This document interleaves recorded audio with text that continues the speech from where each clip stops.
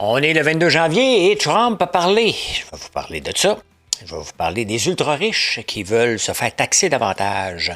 On en a parlé un peu hier, mais ça revient encore. Un adulte sur 8 sur l'Ozempic. Il y en a bien autour de nous qu'on ne le sait pas. Hein? Ajout d'entaille au Québec, c'est une maudite bonne nouvelle. Le massif, ils veulent 10-6-6. Je vais vous parler de ça. Candidature du PQ, mais à pas de circonscription. C'est ça, circonscription? Je pense que oui. Le speech de Mark Carney qui a été reconnu partout, qu'est-ce que l'effet que ça fait sur le dollar canadien? Netflix qui offre plus d'argent pour Warner. Il y a Claude, il y a ChatGPT, il y a Claude, il y a Grok, il y en a un paquet, mais Claude vient de sortir un nouvel outil et ça fait dégringoler les compagnies de logiciels. Avec raison, on va parler de ça. Si vous aviez investi dans votre propre fonds de pension, au lieu du fonds de pension du Canada, qu'est-ce que ça aurait donné comme placement? On va regarder ça. Et finalement, qu'est-ce qui rend les gens vraiment heureux? Le top 10.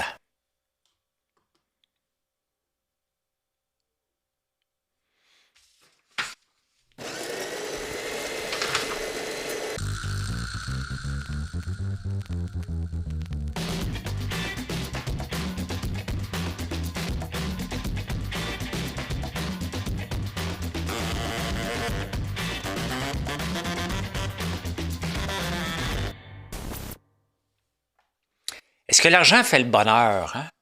Les top 10 des vraiment choses qui rendent le plus heureux. Je peux déjà vous dire, moi, que oui, c'est sûr, ça aide, là. Mais je vais vous dire ce qui me rend le plus heureux, mais tantôt. Trump est à Davos hier, il a parlé. Ah, juste avant. Vous savez que j'enregistre ce show-là quelque temps dans la journée parce que je le mets à 4 heures du matin, 3 heures en podcast à 4 heures du matin sur YouTube. Et après ça, je le mets pour que vous puissiez le voir à partir de Facebook, LinkedIn, un peu partout. Au moment des fois que j'enregistre, les marchés peuvent se comporter d'une façon spéciale. Ou des fois, je peux manquer une nouvelle parce qu'il y a quelque chose, ou des fois, j'attends la nouvelle. Bien entendu qu'avant d'enregistrer le show que vous écoutez en ce moment, je voulais voir ce que Trump était pour dire. Donc, j'attends. Je vois, puis j'analyse après pour être le plus près possible de l'actualité. Les marchés boursiers, des fois, j'enregistre en pleine nuit. Ils sont pas ouverts.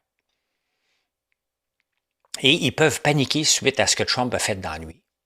Donc, au moment que j'enregistre des fois, moi, je regarde les marchés étrangers et ça dégringole. Un 3% dans une journée, c'est une dégringolade. Donc, il y a quelqu'un qui me dit « Tu parles de dégringolade? » Et c'est même pas ça. Ben oui, mais au moment que j'ai enregistré le show, c'était ça. Il faut bien comprendre. Là. Donc, ça se peut qu'à un moment donné, surtout avec les marchés boursiers, et surtout, c'est parce qu'on vivait pas ça avant. On vivait pas ça avant parce que Trump, il n'y avait pas de Trump qui arrivait avec l'incertitude à tous les jours. Les marchés boursiers ont horreur de l'incertitude. Et Trump envoie des balles tout le temps à gauche, à droite, à tous les jours. Fait que c'est bien évident qu'à un moment donné, tu dis quelque chose, le marché devrait continuer la direction. C'est normalement comme ça depuis toujours. À moins d'une petite affaire, là. À un moment donné, lui arrive, il dit, bon, ben, il prend une photo avec l'intelligence artificielle où on voit le Canada annexé.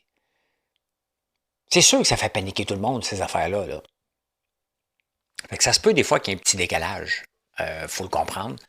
C'est un show que je fais gratuitement pour le plaisir, parce que j'aime ça maintenir à jour dans l'actualité et la meilleure façon de le faire pour être capable de faire des débatteurs et être capable de faire des directs avec vous. Parce que souvent, lorsque je viens pour faire des directs, ben, vous me dites, hey, tu as vu telle nouvelle? Il faut que je sois capable d'en parler. Donc, c'est pour ça que je le mets aussi sur YouTube. Mais soyez indulgents. Merci. Donc, justement, Trump a parlé. Et il a dit quoi, Trump? Il dit, c'est vrai que je veux mettre la main sur le Groenland. C'est vrai. Mais j'attaquerai pas. C'est parce qu'il a fait à croire qu'il était pour déplacer l'armée. Là, il voit bien que le monde panique. Il faut pas oublier, faut être honnête. Là, puis Mark Carney avait raison. Les États-Unis sont en train de s'enclaver. Là. Tout le monde qui fait affaire avec les États-Unis sont en train de trouver des alternatives. C'est plus le fun. Il n'y a aucun marché qui aime l'incertitude non plus. Là. Donc, c'est plus le fun de faire affaire avec les États-Unis. Là. Il n'y a rien de fun là-dedans. Là. Pour n'importe quelle entreprise, pour n'importe quel pays, fait qu'à un moment donné, ils ont besoin. Les entreprises peuvent pouvoir dépendre de ce que Donald Trump va dire demain ou après-demain. Ils vont l'endurer tant qu'ils n'auront pas de nouveaux débouchés. C'est comme ça. Fait que là, il se rend bien compte qu'à un moment donné, que wow, OK, je commence à être enclavé, il n'y a plus vraiment personne. T'as beau de penser bien big, mais il n'est pas. J'ose espérer qu'il n'est pas cave à temps plein, parce qu'il est cave à 99%, il doit y rester 1% de lucidité à un moment donné. Fait qu'il dit, je ne veux pas attaquer la Groenland, je veux l'avoir, et on va négocier, mais pas par la force. Donc, ça a calmé les marchés.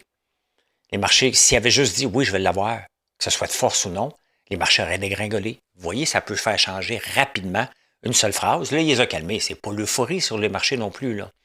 C'est juste une petite récupération. On va les regarder tantôt. Mais au moins, il a dit quelque chose de sensé. Fallait qu'il dise, ça n'avait plus de sens à un moment donné. Là, puis, est-ce que Trump va être fâché contre Carney pour ce que Carney a dit? Ben, à un moment donné, là, il sera fâché. On vivra avec les conséquences. Puis tant mieux, on va s'arranger. On va s'arranger au Canada. On ne peut plus toujours dépendre de quelqu'un qui nous fait de ses mauvaises humeurs tout le temps, tout le temps, tout le temps, tout le temps. On a 3 ans comme ça. Donc, vous pensez que vous voulez vraiment que Mark Carney soit à plat ventre, à plat ventre, j'ai de la misère à le dire, devant Donald Trump pour encore les 3 prochaines années? On ne veut pas ça. On doit accepter qu'il y a un risque, parce que ce n'est pas nous autres qui l'a mis le risque. C'est Donald Trump qui nous l'impose, ce risque-là. On le subit.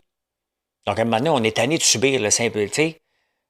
Dans n'importe quel couple, là, vous n'endurerez pas ça. À un moment donné, quelqu'un qui vous fait toujours du chantage, ben c'est ça.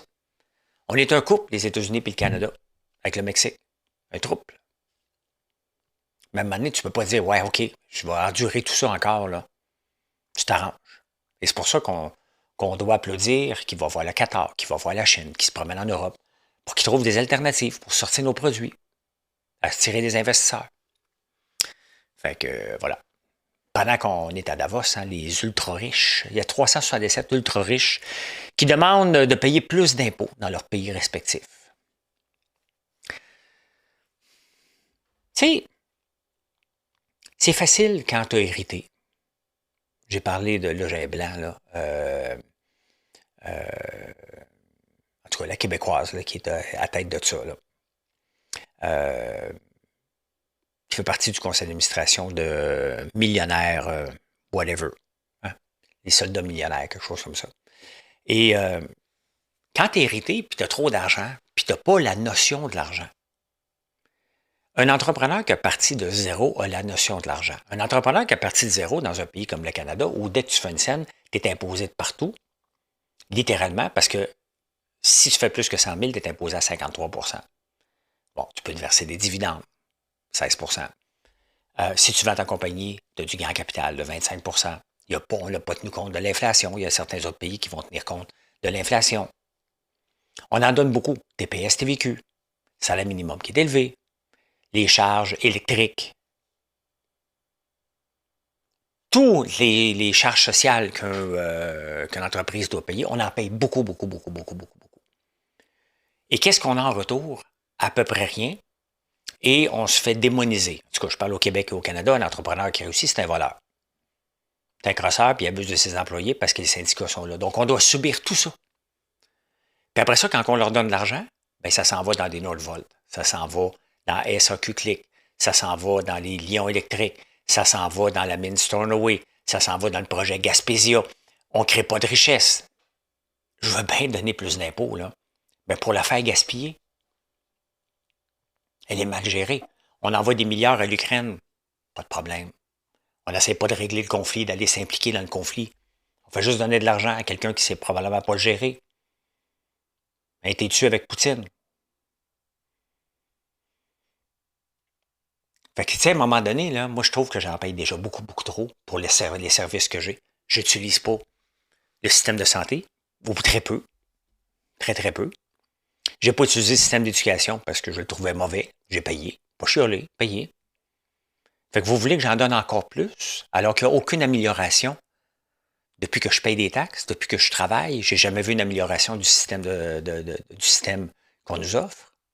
Je ne veux pas en payer. Quand même, j'en aurais plein de l'argent, là. J'en ai. M'intéresse pas d'en payer plus. Laissez-moi créer de l'emploi. Laissez-moi créer des produits. Laissez-moi essayer de créer un peu de richesse au Québec. Ça m'intéresse pas. J'ai pas hérité. Peut-être que mes enfants, quand ils vont hériter, ils vont se dire, My God, j'en ai ben trop. Faut que je partage ça. Peut-être. Moi, je le travaille. Je commence à 4 heures du matin, je finis souvent à minuit et je travaille pour chaque scène. Donc, c'est facile de dire ça quand tu as hérité. Puis dans le lot, il y en a beaucoup qui ont hérité d'argent. C'est pas des fortunes parties de zéro. Il y en a d'autres qui ont décidé aussi de taxer dès que tu as 100 millions de plus dans ton compte de banque. Mais les gens pensent que c'est dans un compte de banque. Quand même que je voudrais 300 millions aujourd'hui, là. Puis 280 millions viendraient de François Lambert.one. Qu'est-ce que vous voulez que je fasse? Si c'est en actif, que je vende une partie du building. Il faut remettre en contexte là, comment ça, quand on parle de la valorisation de quelqu'un, là, comme Elon Musk qui est très très riche, pas de doute, là. Sur papier, ça vaut 700 milliards. 700 milliards parce que SpaceX, parce que Tesla, parce qu'il y a Starlink, parce qu'il y a un paquet d'affaires, là. Pas si évident que ça. Hein? C'est pas si, OK, parfait, il vaut ça, donc il faut arrêter. Il y a quelqu'un qui m'écrit, il m'écoute peut-être. Il faudrait arrêter la richesse à 100 millions. Donc moi, j'ai des actifs. Là, à un moment donné, il faut que je commence à vendre des portes de building parce que j'ai dépassé le 100 millions. Ça marche pas comme ça, là. Ce qui marche comme ça quand même, puis que c'est triste qu'on soit rendu là, c'est qu'un adulte sur 8 prend de l'Ozempic aux États-Unis. Je ne sais pas combien que c'est. L'Ozempic ou des variantes, là, GLP-1, là. C'est énorme. Les compagnies aériennes, eux autres, sont contentes. Parce que aux Nouvelle-Zélande ou dans certains pays, ils ont déjà pesé des passagers pour dire OK, toi, tu es trop lourd, tu vas attendre, va de ce côté-là. Dans les petits avions, là, c'est ce qu'ils font. Il y a un repartage, hein, le poids en conséquence. Ça s'est fait dans la Nouvelle-Zélande, ça avait chiolé un peu. Là. Mais tu sais, on pèse notre valise. Moi, tu peux même peser ma valise, je pèse 170 livres. Bon, mettons, ma valise pèse 50 livres. Je pèse 220. Si quelqu'un de 300 livres embarque avec une valise de 20, c'est pas de la discrimination, là. À un moment donné, il faut être logique, c'est le poids total qu'on devrait regarder, là. Mais ça a un impact sur le carburant, là. Mais imaginez-vous que les compagnies aériennes ont fait le calcul. Si les passagers perdent 2 de leur poids, c'est 4 en profit supplémentaire. D'après moi, on va voir des pubs de Zampic en tabarnouche en attendant l'avion sur le petit écran. Hein? Hey, je l'ai mis ici parce que la section de Québec était pleine. Là. Mais c'est une maudite bonne nouvelle. Moi, j'en ai pas de quota, j'en ai pas demandé. Pourquoi? Parce que je vends mon sirop en ligne, puis je suis obligé d'en acheter beaucoup de sirop d'érable quand même pour fournir à la demande. Donc, j'aurais jamais assez de quota pour fournir anyway. Donc, j'aime mieux le laisser aux autres, mais cette année, j'aurais pu en avoir parce que il y avait 7 millions d'entailles de disponibles et seulement 4,9 millions ont trouvé preneur. Donc, il offre plus de quota en ce moment qu'il y a de preneurs de sirop d'érable, 4,9 millions d'entailles supplémentaires. C'est une maudite bonne nouvelle. Ça veut dire que le sirop d'érable va très, très, très, très bien au Québec. Et enfin, pendant des années, on a limité, beaucoup trop limité, puis on a frôlé la catastrophe il y a 3 ans. Donc là, ils ont compris que si on va avoir une réserve stratégique, il faut avoir beaucoup. Parce qu'on ne sait pas cette année, la saison va ressembler à quoi. Là. On ne le sait jamais. On vit avec la nature. Donc, voilà. Très bonne nouvelle.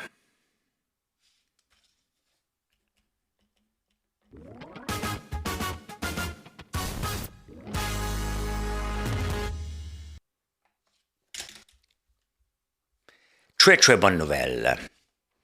Alors, on a des détails sur la négociation avec le massif. On ne sait jamais quand il se passe des négociations avec des syndicats, mais ils veulent l'appui du public. À klaxonner quand vous passez, on ne sait pas pourquoi on klaxonne. Le massif, ce qu'il voulait, c'est 10 d'augmentation la première année, 6 deuxième, 6 troisième année. C'est plus que l'inflation. Il dit, ouais, mais vous savez comment ça marche, une négociation. Hein? Dans le fond, nous, ce qu'on voulait, c'est avoir comme les autres 8,75 %. Tu sais, les employés, là, une négociation de bonne foi, ça ne marche pas comme ça. Tu arrives de bonne foi, tu dis, bon, écoutez, voici les chiffres des concurrents. Voici ce qu'ils offrent. On veut avoir la même chose. Les syndicats arrivent encore avec une approche. On va demander plus parce qu'on va négocier, on va s'entretuer, on va faire la grève, puis on va finir par avoir 8,75. Mais c'est ça c'est ça la mauvaise approche. C'est une approche dépassée. Tu veux être de bonne foi, tu t'assois avec le patronat, la partie patronale, de bonne foi, puis tu dis, regardez, là, voici ce qu'il y a. On ne demande pas la lune. On ne veut pas dépasser, on ne veut pas aller en grève, on veut juste s'entendre de bonne foi. Après ça, la partie patronale, elle a le droit de dire oui ou non. Non, moi, je n'ai pas la capacité de payer. Quand même que l'autre à côté a la capacité de payer, moi, je ne l'ai pas. Puis là, le syndicat va dire, ouais, mais tu vas perdre des employés. Il va dire, c'est le risque que j'ai à prendre. Tout ça peut se faire de bonne foi. Le problème avec les syndicats, c'est qu'ils ne sont pas de bonne foi. C'est plus comme ça qu'on négocie en 2025, là. Ce n'est plus comme ça. Vous voulez négocier de cette façon-là? Parfait, faites-le. Mais ça amène ce que ça amène. Ils ont refusé la conciliation puis l'arbitrage. Le parti patronal disait, venez travailler, on va mettre un arbitre. Non, on veut ça. Est-ce que c'est une approche encore valable? J'ai dit en 2025, tantôt, mais on est en 2026, la réponse est là. Après ça, il y a des conséquences. La CSN, il y a François qui m'envoie ça, un autre François, qui m'envoie aussi Iglofest, il y a des intervenants. Ben, ça se peut qu'Iglofest n'ait pas lieu parce qu'ils vont aller en grève au moment qu'Iglofest va déclencher. Lavaux, à Montréal, ils font plusieurs. Qu'est-ce qu'ils font déjà, Lavaux?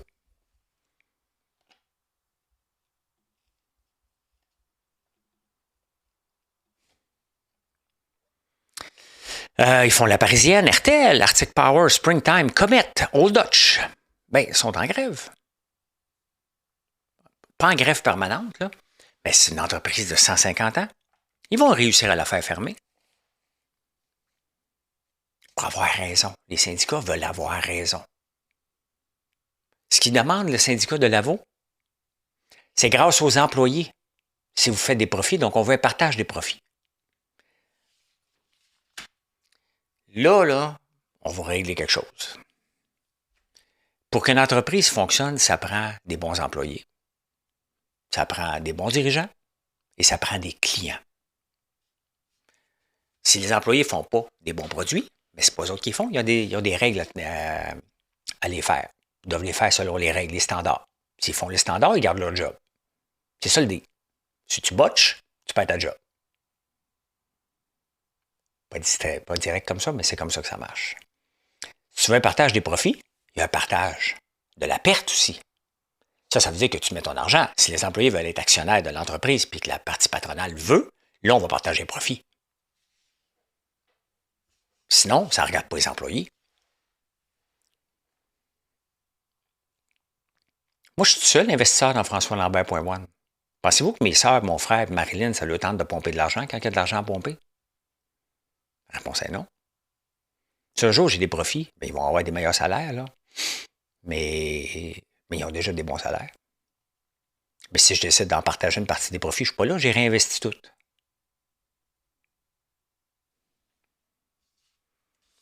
À un moment donné, il faut arrêter de capoter puis revenir sur la terre.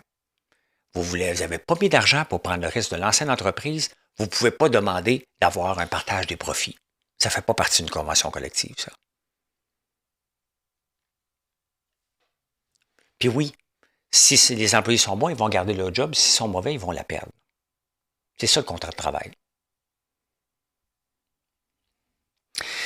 Il y a une candidature au PQ, Paul Saint-Pierre Plamondon, il voit bien que la CAQ, avec toute la course au leadership, puis le PLQ, prennent les devants, puis on ne parle plus de lui.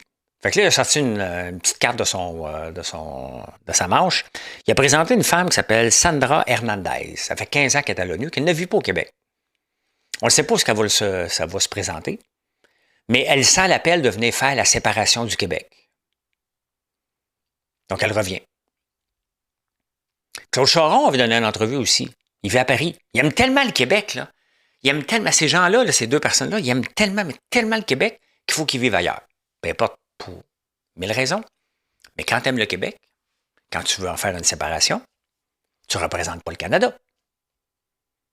Tu vis au Québec et tu milites en conséquence toute ta vie. Là, ça fait 15 ans que tu n'es pas là. Qu'est-ce que tu connais des détails, des nids de poules, des frustrations des Québécois? Qu'est-ce que Claude Charron m'a revenir faire les séparations? Mais ça te tente-tu de venir ici? On ne va pas t'avoir, Claude Charron. Malgré toutes les compétences qu'elle a, tu ne vis pas ici. Il t'en manque un bout là, pour dire que le Québec a besoin de se séparer à tout prix. Là.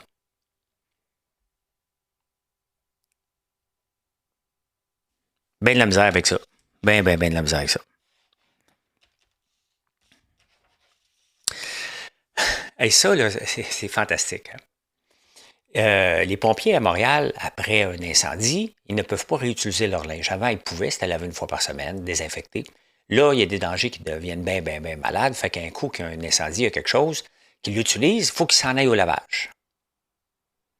S'il y a un deuxième incendie qui éclate, oups, là, ils ne peuvent plus y aller. Il faut qu'ils partent à la maison. Donc, ils rappellent des pompiers qui ont l'uniforme propre. Ça a coûté 17 millions en temps supplémentaire, ce niaisage-là.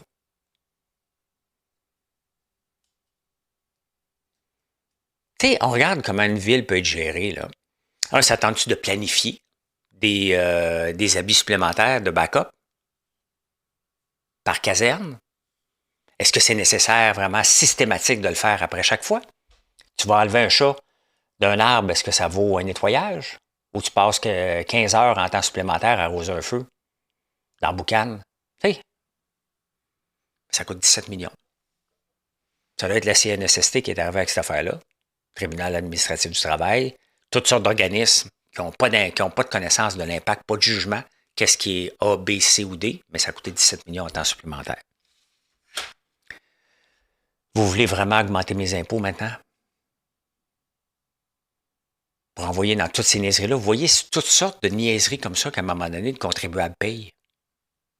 C'est ça.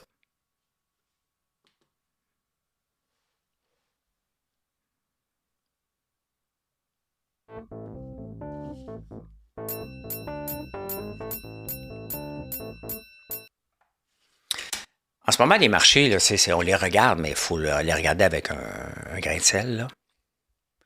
Là. Bon, Donald Trump a parlé. On va aller voir qu'est-ce que ça veut dire pour les marchés, parce qu'avant l'ouverture, à 4 heures du matin, les marchés, ça n'allait pas dans la bonne direction. Là, si on regarde d'une seule journée, ben, ça a monté beaucoup hein, à 4 heures du matin, et wow, là, ça a monté, ça a descendu, ça a remonté, il y a de l'incertitude. Ça, c'est juste la journée d'aujourd'hui, ce que je vous montre. En ce moment, au moment que j'enregistre, le Dow Jones il est plus 0,55, il a tombé à peu près de 2 Est-ce que c'est catastrophique une baisse de 2-3 ben absolument pas. Ça dépend toujours des raisons. On s'en va vers où? Et c'est là, les marchés reprennent un peu parce qu'il y a peut-être, il y en a qui ont acheté buy the dip hier, ce qui n'est pas une bonne nouvelle. C'est jamais bon hein, d'acheter de buy the dip. Tu achètes un momentum. Quand ça va bien, tu continues à acheter la compagnie. Buy the dip, on ne le sait pas là, si c'est en train de tomber pour de vrai d'un 10, 15, 20, 30 On ne le sait pas. On ne le sait pas parce qu'on vit avec Donald Trump.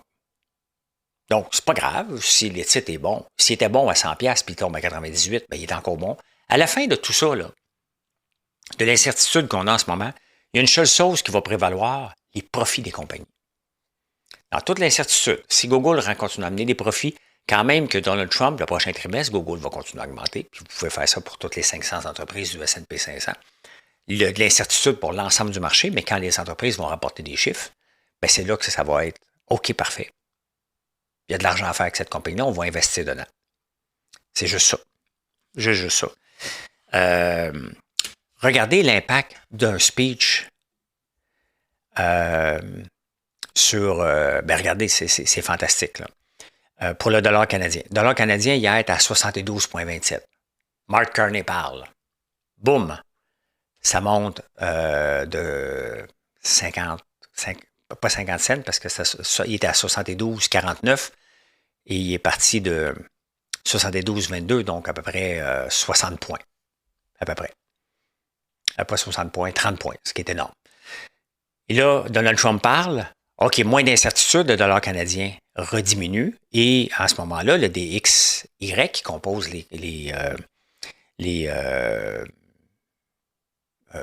7 grandes devises, dont le Canada, l'euro et le Japon, ben lui, il remonte parce qu'on est sécurisé par Donald Trump. Donc, on peut voir que notre dollar canadien, il dépend juste des humeurs de Donald Trump aussi parce qu'on n'a pas créé de la richesse encore. Et Donald Trump a dit, le Canada a besoin de nous. C'est vrai qu'on a besoin des États-Unis, 100%.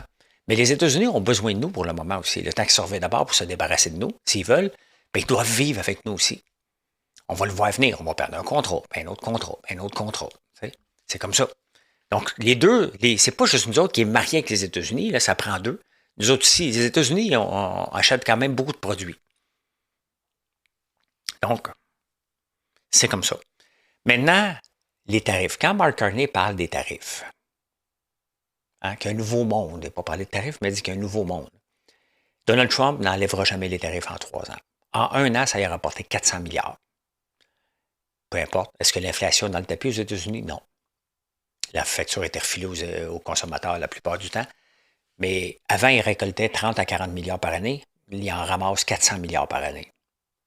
À moins qu'un juge de la Cour suprême lui dise non, ça va rester comme ça, les tarifs. son humeur marche avec les tarifs, il cherche à renflouer les coffres. À la fin, c'est le consommateur qui paye. Il ne faut jamais se poser des questions. Là. Ou que la compagnie arrête d'exporter. Là. Regardez, moi, j'ai arrêté d'envoyer des produits aux États-Unis. Les taxes sont beaucoup trop élevées.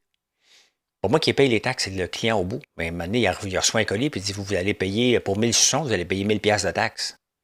Une madame, elle l'a fait. Puis il y en a 3-4 autres qui ont retourné les colis aussi. Là. Je prends plus de chance maintenant. Tu vas avoir un colis aux États-Unis, je vais te le livrer au Québec, puis occupe-toi de l'amener là-bas. Ça va faire plaisir, mais moi, je ne le livre pas là-bas. Je ne prends pas cette chance-là. Donc, j'ai arrêté. C'était pas un gros marché. Là. C'était vraiment, vraiment, vraiment des pinottes.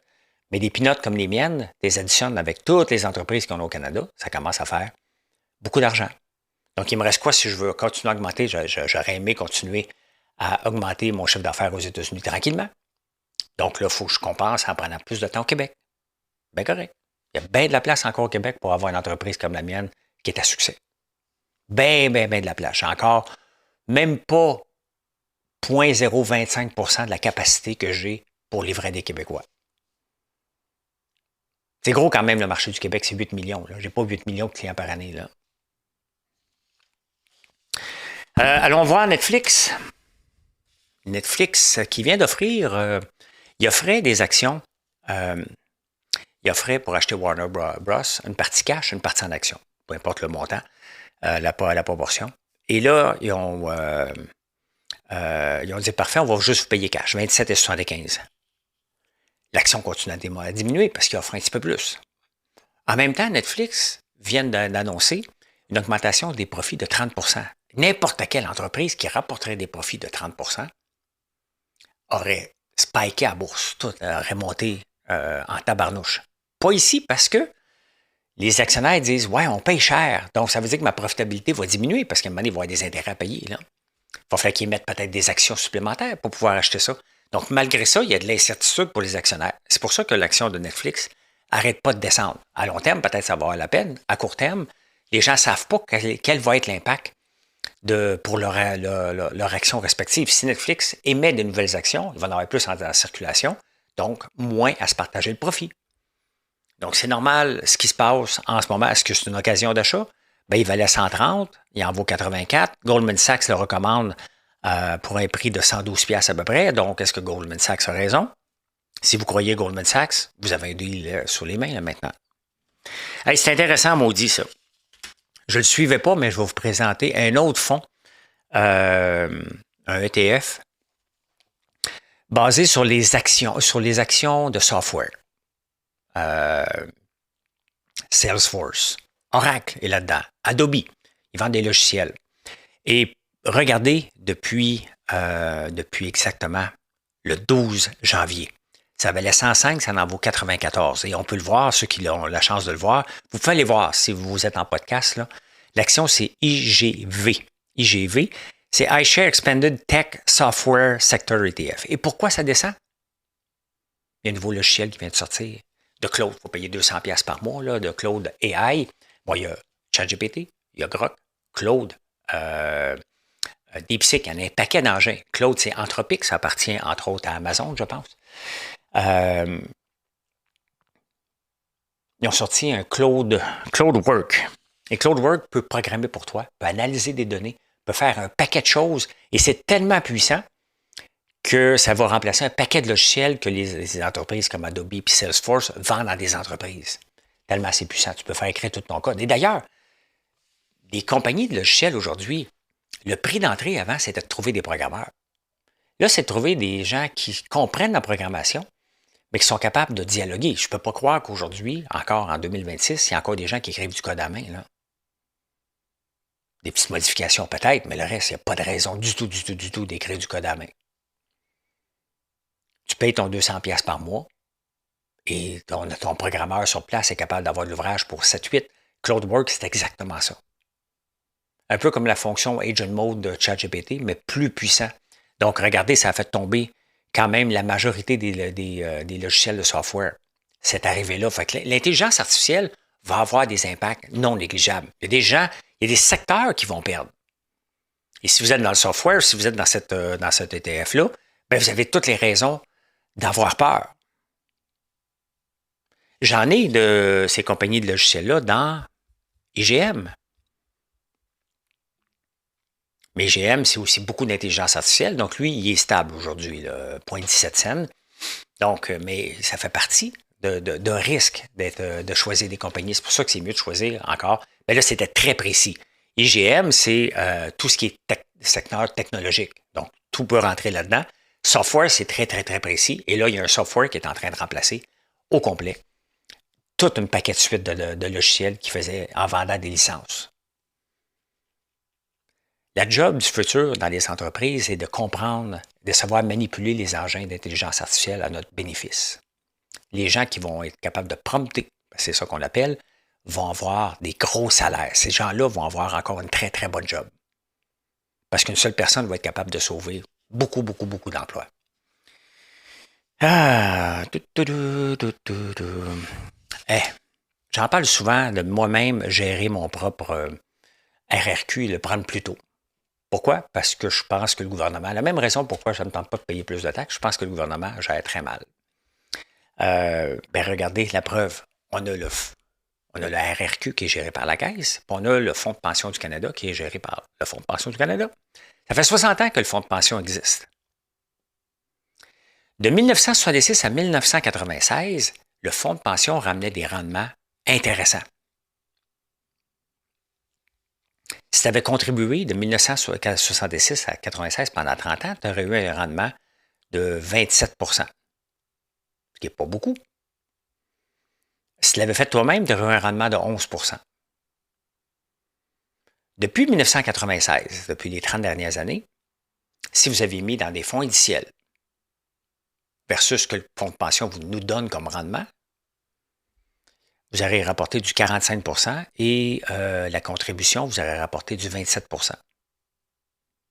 Elle augmente un peu, mais vous auriez doublé. Nos gestionnaires, ça veut dire quoi? Ça veut dire que nos gestionnaires sont de très mauvais gestionnaires. Ils prennent des décisions qui n'ont pas en lien avec le but premier d'un fonds de pension, de faire multiplier l'argent pour les retraités. C'est ça leur mission principale. Peu importe ce que vous allez me dire pour la caisse ou whatever, leur mission principale, c'est de donner des rendements à des retraités. Ils ne font pas tout en œuvre pour maximiser l'argent. Ils embarquent dans toutes sortes de projets. Autre que dire, OK, j'ai $1, comment je peux être meilleur que le marché? Quand on donne notre argent à des conseillers financiers pour les placer, on va leur demander, voici mon profil d'investisseur et qu'est-ce que je m'attends? Et je m'attends à ce qu'ils battent le marché.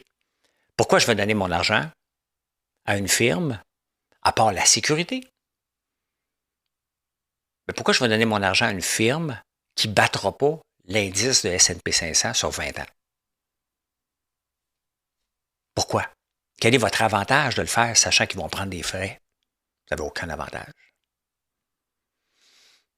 Pas avec les outils qu'on a aujourd'hui. Si vous avez peur, vous ne connaissez pas ça, bien là, c'est bien parfait. Là. C'est ça aussi. Moi, je fais affaire avec une firme. Je donne du 12,62 depuis 10 ans. 12 ans, 13 ans. Bien content. Un petit peu plus que le S&P 500 rapporté pendant ce temps-là.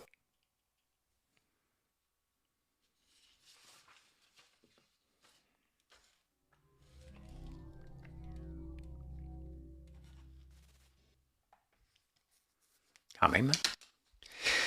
Quand même. On termine avec quelque chose d'intéressant. Qu'est-ce qui fait le vrai bonheur? Le real luxury of adult life. Le vrai luxe de la vie d'adulte. Numéro 1, pour la plupart des gens, vivent à 10 minutes de son travail. Numéro 2, vivent à 5 minutes d'un gym. Numéro 3, avoir des voisins tranquilles. Numéro 4, pas être multimillionnaire. Juste avoir plus d'argent pour être capable d'en investir un peu à la fin du mois. La paix à la maison. 6, boire du café sans être dans le rush. Moi, c'est presque le premier, ça. Faire un voyage à chaque année. Wake up without an alarm clock. Moi, ça ne me dérange pas du tout. Mais quand même, hein, apprendre à dire non sans sentir de culpabilité. Ne pas vérifier notre compte de banque avant de faire des petits achats, quand même. C'est ça le vrai luxe. Bien entendu, il y a l'argent un peu là-dedans. Là. Mais c'est ça le vrai luxe.